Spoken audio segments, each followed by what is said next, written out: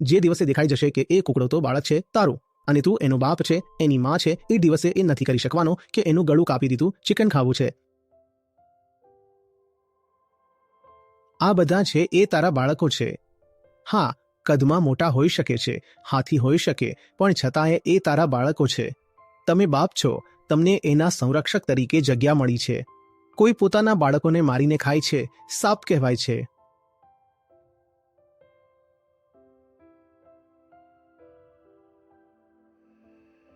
હાથીને પણ બાળક તરીકે જોઈએ.